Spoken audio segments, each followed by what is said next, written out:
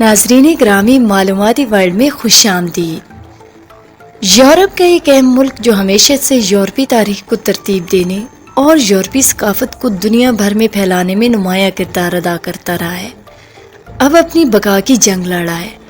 ماہرین کا کہنا ہے کہ یہ ملک چند سالوں میں دنیا کے نقشے سے غائب ہو سکتا ہے۔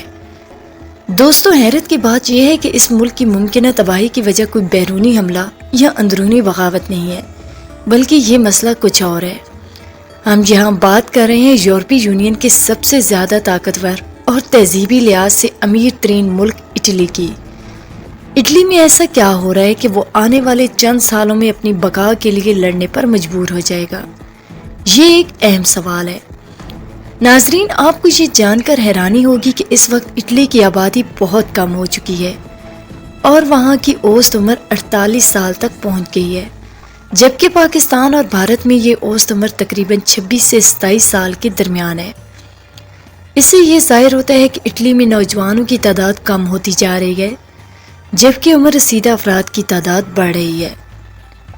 اٹلی میں اس صورتحال کی وجہ کیا ہے اور کون سی پالیسیاں اٹلی کو اس نہج پر لے آئیں؟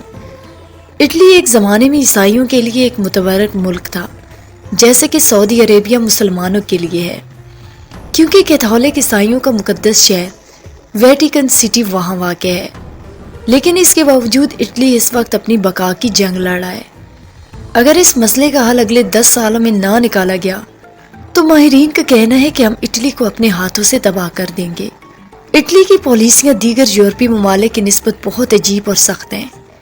ایک زمانے میں یہ ملک دنیا بھر میں خوراک اور زراعت کے حوالے سے مشہور تھا اور اس کی کئی نو آبادیاں بھی تھیں۔ آج اٹلی عبرت کا نشان بنتا جا رہا ہے۔ اس کی بڑی وجہ وہاں بچوں کی پیدائش کی شرح میں کمی ہے۔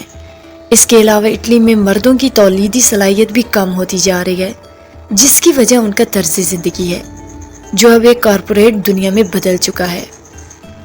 ایک زمانے میں اٹلی کے کسان زیادہ بچے پیدا کرتے تھے تاکہ کھیتوں میں کام کرنے کے لیے زیادہ ہاتھ میسر ہوں، لیکن اب صنعتی انقلاب کے بعد حالات بدل گئے ہیں۔ کارپوریٹ سیکٹر نے لوگوں کو نوکریاں دینا شروع کی اور یوں زیادہ بچوں کا رجحان ختم ہو گیا۔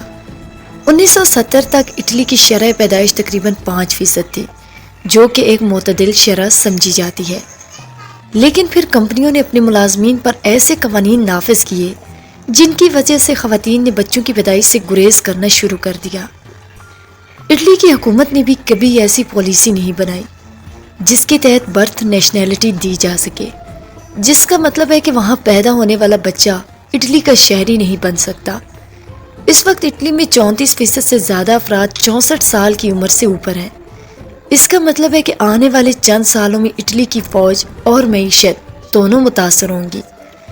ڈومینوز، جو کہ اٹلی سے شروع ہوا تھا، اس نے افرادی قوت کی کمی کی وجہ سے اٹلی میں اپنی برانچ بند کر دی ہے۔ یہ ایک علامت ہے کہ آنے والے دنوں میں اٹلی کا معاشی مستقبل کیا ہوگا۔ اٹلی کی موجودہ وزیر اعظم نے بھی غیر ملکیوں کو نیشنلٹی دینے کے خلاف ووٹ حاصل کیے ہیں، جس کی وجہ سے اٹلی کی آبادی کم ہوتی جا رہی ہے۔ اگر اس سلسلے میں کچھ نہ کیا گیا تو آنے والے 5 سے 10 سال اٹلی کے لیے تباہ کن ثابت ہو سکتے ہیں۔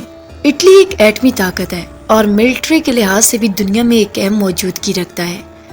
البتہ یہی صورتحال برقرار رہی تو شاید ہم اٹلی جیسے ترقی یافتہ اور طاقتور ملک کو اپنی آنکھوں کے سامنے اپنے خاتمے کی جانب بڑھتا ہوا دیکھیں گے، اور یہاں پر موجود تمام کی تمام عمارتیں انسانوں کے بغیر ایک غیر آباد ویرانہ بن کر رہ جائیں گی۔